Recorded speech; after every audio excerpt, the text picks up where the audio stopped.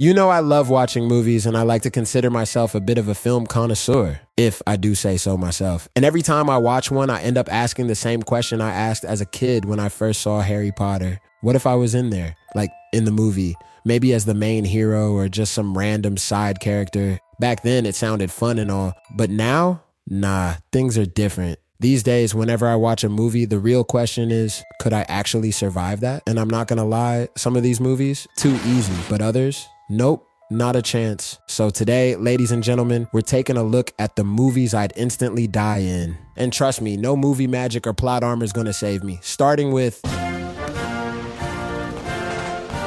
Let's start with The Purge. For those who don't know, once a year in this world, all crime becomes legal for 12 hours straight. Murder, legal. Theft, totally fine. Parking in a handicapped spot, absolutely. But like, what the fuck, bro? The government literally schedules a nationwide murder party and calls it population control and economic reset. And some psychos treat it like a holiday. They go out and participate. And if I were in a situation like this, yeah, I'm cooked. Let's start with the most obvious one. Home invasion.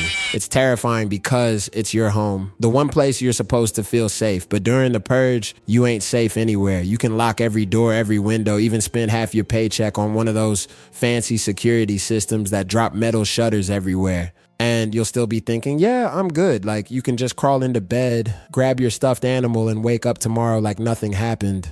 Right? Wrong. Because the truth is, if someone really wants to get into your house and put you to sleep forever, they will. Those locks ain't saving you. Even in the first movie, those masked lunatics easily broke through a high-tech security system. So I know I'm done for, because I live in a rental house where my security system is a broken doorbell and a dog that only barks at delivery guys. If someone breaks in, I'm finished. I don't have weapons. I don't have MMA training. Hell, I've never even been in a real fight. My idea of home defense is checking if the front door is locked before bed. If any psychos break in, I'd probably grab the first thing I see, maybe a lamp or a kitchen knife, or I'd try to hide and pick the most obvious spot, like under the bed, you know, the first place everyone checks. The worst part about home invasions during the purge is that these people aren't breaking in to steal my $200 PS2. They're doing it because they want to terminate my ass. Some of them might have been planning the attack for months, studying my routine or the layout of my house, and that's where I'm officially done for. Okay, let's say by some miracle I survived the home invasion. Maybe I wasn't home, maybe I got stuck at work or my car broke down. Either way, I'm outside. And that's even worse, because that brings me to death scenario number 2, getting ambushed on the street. This is the worst place to try to survive. Fully exposed in an urban environment. Random drive-by shootings. People with guns just opening fire on anyone they see. Gangs roaming around looking for victims. It's like a war zone. I can't predict where the danger's coming from. At least with a home invasion, I know the threat's trying to get inside. But out on the street, the threat's everywhere. That person walking toward me could be armed. That car slowing down might be full of psychos ready to take me out. And that alley I'm about to pass, yeah, probably has people waiting to make me their next victim. And even if no one's specifically targeting me, there's still the risk of crossfire. I could get shot by someone who wasn't even aiming at me. I could get caught in the spray of bullets from some random gang war, and knowing my luck, that honestly sounds exactly like how I'd go out. And don't even get me started on snipers, cause you know there's always one crazy dude on a rooftop thinking he's in a video game. I'd be as good as dead, like a watermelon at a Gallagher show. And a big dude like me, easy target. One second I'm running, the next I'm at the gates of heaven, hopefully. And even if I survived that by some miracle, there'd still be some crazy mofos charging at me with bats, pipes, chains, even medieval weapons. And let's be real, with zero combat skills, yeah, I'm done. Because obviously I'm not pulling off some slick martial arts moves like in the movies. The most I could do is run, or maybe try to dodge a few swings. And if I get smacked, well, guess what? No ambulances, no hospitals, no paramedics, nothing. The government literally suspends all aid. So even if I survive the attack, I'm completely on my own. And just when it can't get any worse, there's always the threat of being kidnapped. People get snatched up left and right, taken to creepy human hunting auctions or cult sacrifices. And with zero fighting experience and no backup plan, yeah, I'm not making it past that part either. Okay, but let's say somehow none of that happened. No break-ins, no street violence, no kidnappers. I'm just chilling at home, counting down the hours. But what happens if someone I know, someone I trust, decides it's showtime. Maybe my friend doesn't want to pay back the money he owes me, so he mixes a little something into my drink, and I drink it like a dumbass. Or maybe I forgot to say good morning to my neighbor one time, or didn't invite him to my barbecue, any dumb reason like that. Next thing I know, that mother pulls up with a Glock 19 and points it at me for reasons I don't even know. At that point, I'm basically screwed. As you can see, there are way too many ways I die in the Purge. My only real survival plan would be to grab a tent, run into the woods, and just camp out for the night. Like, it'll be fun, right? Chilling, roasting marshmallows, enjoying nature. What could go wrong? Yeah, never mind.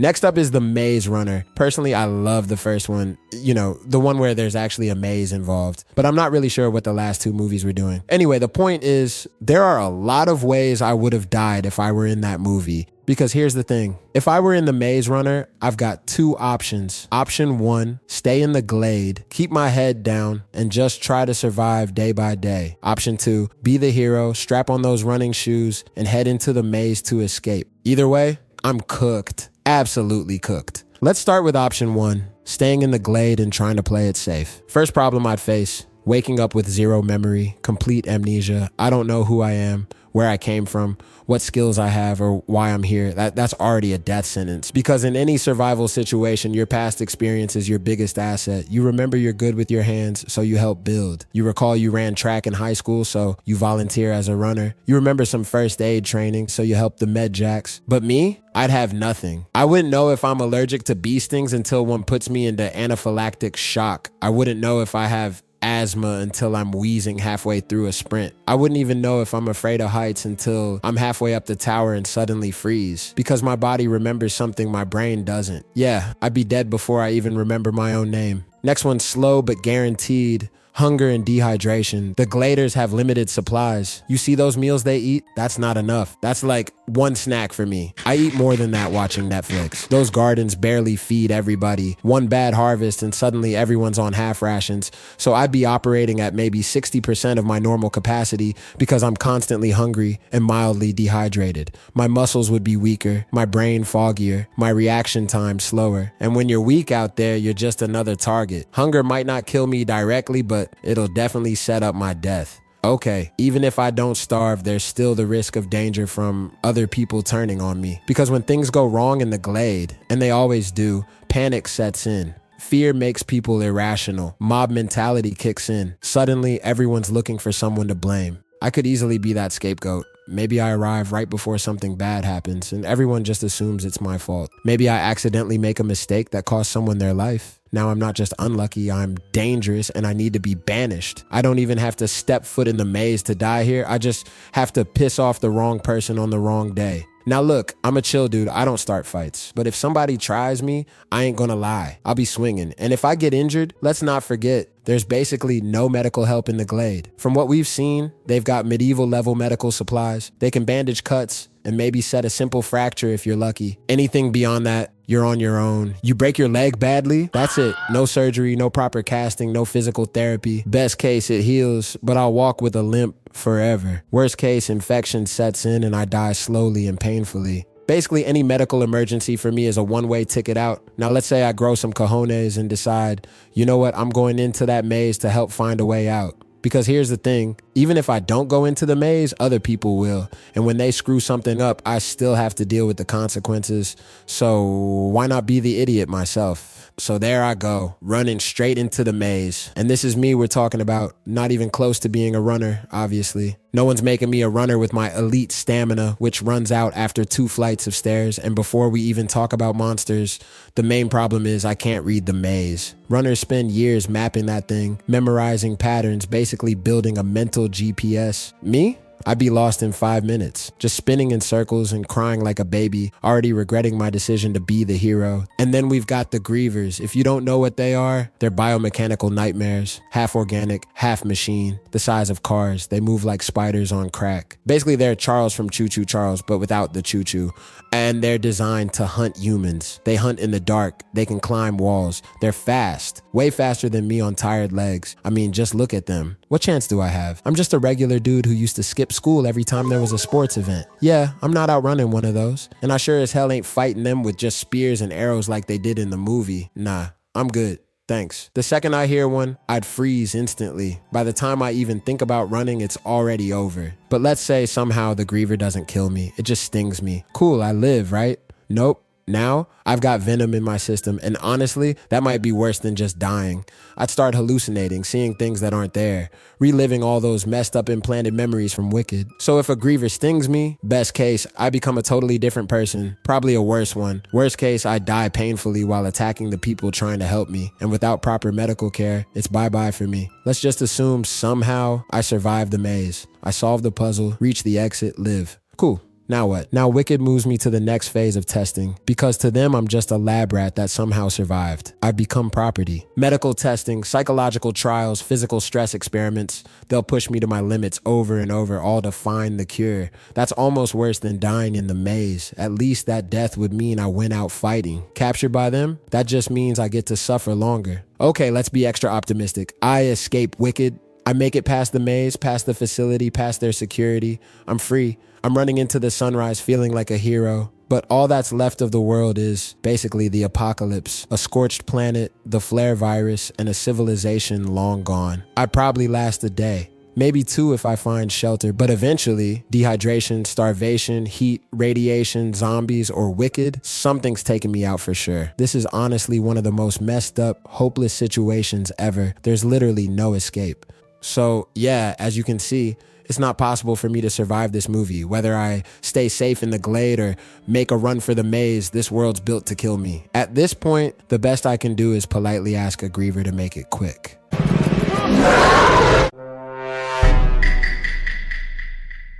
And last but not least, we got the Thing. Now, I think it's not really that hard to survive. I mean, I don't need to make it through an apocalypse like in Maze Runner or fight off crazy lunatics for 12 hours like in The Purge. I just have to deal with an extraterrestrial life form that can absorb and perfectly copy any living thing in the Antarctic.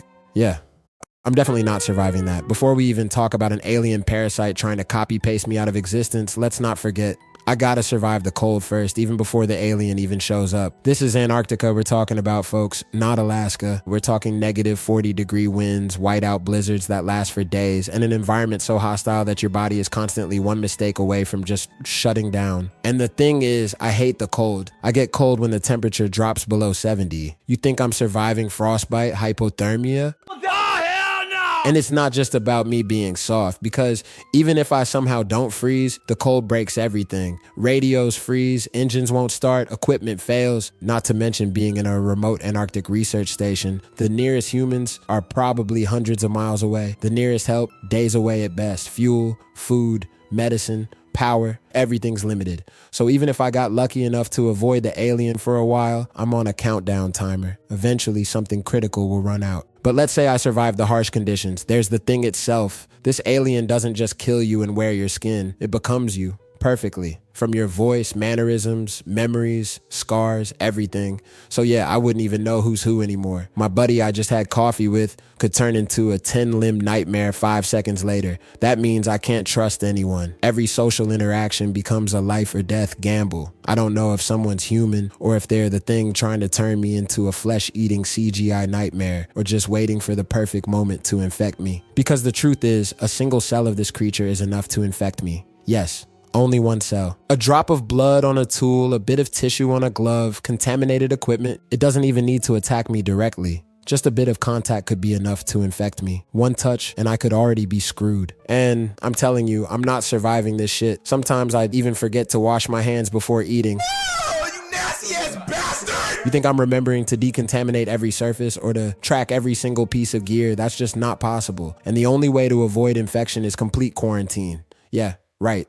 I am not doing this shit again. No! God, please, no! And the worst part is, who knows if it stayed dormant. So even if someone tested clean an hour ago, it doesn't mean they didn't get infected 5 minutes later and just haven't turned yet. I can't imagine a worse psychological horror than that. The idea that I could be walking around surrounded by people who might not even be people anymore. These possible threats hiding among us, blending in perfectly. My friends, my crewmates, hell, even the dog could be one of them. And that's the real nightmare, never knowing who to trust, who's safe, or if I'm already next, or even worse, what if I'm already infected? What if I'm walking around thinking, making decisions, feeling like myself, and the whole time I'm already gone, that I'm just a copy that thinks it's me? Yeah, I wouldn't survive that, mentally or physically. Even if I somehow don't get infected, what happens when I come face to face with the thing? I'm talking about a straight up nightmare of transformations, tentacles shooting out from the chest, faces splitting open and heads detaching and turning into spiders. There could even be a damn hand centipede. At least it's creative, I'll give it that. But the list just keeps on going, man. These attacks are so sudden, I wouldn't even have time to react unless I threw someone else in front of it. And if you've seen the 1982 movie, you know the defibrillator scene. Dude's chest opens up like a damn Venus flytrap and bites another guy's arms clean off. Did you see how fast it happened? No human reflexes surviving that. It's literally impossible to avoid. So my best bet to survive would be figuring out who's human. Well, I gotta test people and get tested myself. Except the tests suck. They're not 100% accurate. In the movie, they did the blood test with a hot wire, and even that's not foolproof. We know the thing is smart. It can adapt. It can wait, probably. One sketchy test result and you're either getting shot by paranoid teammates or trusting someone you really shouldn't. There is no winning here. If I test negative, great. But that doesn't mean I wasn't infected. Maybe I was infected and it's just taking its sweet time to fully take over. But if I test positive, I'm getting flamethrowered before I can even say maybe the equipment was contaminated. And the real threat in this movie isn't just the alien. It's what the fear of the alien does to people. Suspicion alone can get me killed. If I act weird, shot. If I'm in the wrong place at the wrong time, locked up. If someone's trying to set me up and frame me as the infected, I'm getting thrown out and probably freezing to death. Everyone's losing it. Nobody trusts anyone, and I am not good under pressure. I get nervous. You think that's gonna go over well when everyone's one paranoid accusation away from murder? I get accused of being the thing just because I was sweating bullets or panicking, or because I don't have any metal on me. No piercings, no fillings, nothing. That would be it for me. I wouldn't even have to face the alien. I get killed by my own team out of suspicion. I probably get tied up and then eaten by the actual thing while everyone's still arguing about who's who. Let's say, hypothetically, I somehow survive long enough to actually fight the thing. Doesn't matter, because it changes forms faster than my will to live.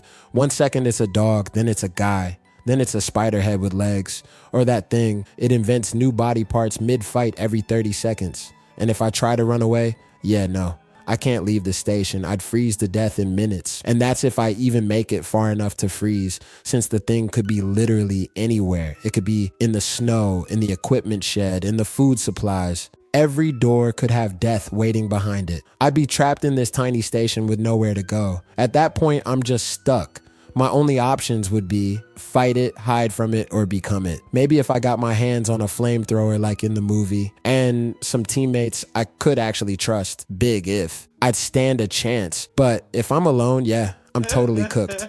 Let's say I somehow survive an encounter. I'm breathing, I'm standing, I think I'm human, but am I? What if I got infected and just don't know it yet? What if I'm a copy that thinks it's me? What if my memories aren't even real anymore? Man, that kind of horror messes with your soul. Not knowing if you're still you, not knowing if your own mind's even real. Yeah, that'd break me for sure. And if that's the case, don't forget there's no cure, no escape plan, even if I somehow survive this shape-shifting alien. And that's a massive if. What then?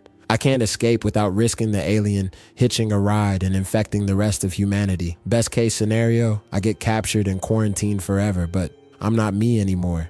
Great. Worst case, the government decides to nuke the whole site, and that includes me, human or not. So even if I beat all the odds, survived the cold, avoided infection, outsmarted the alien, and kept my sanity, I'd still end up dead anyway in some military cleanup operation. There's no surviving the thing, only different ways of dying. All right, those are the movies I definitely wouldn't survive if I were in them. Comment below if you think you could make it out alive, and if so, tell me how. Or drop some other movies where surviving is straight up impossible, and maybe I'll make a part 2. That's it for today. I'll see you in the next one.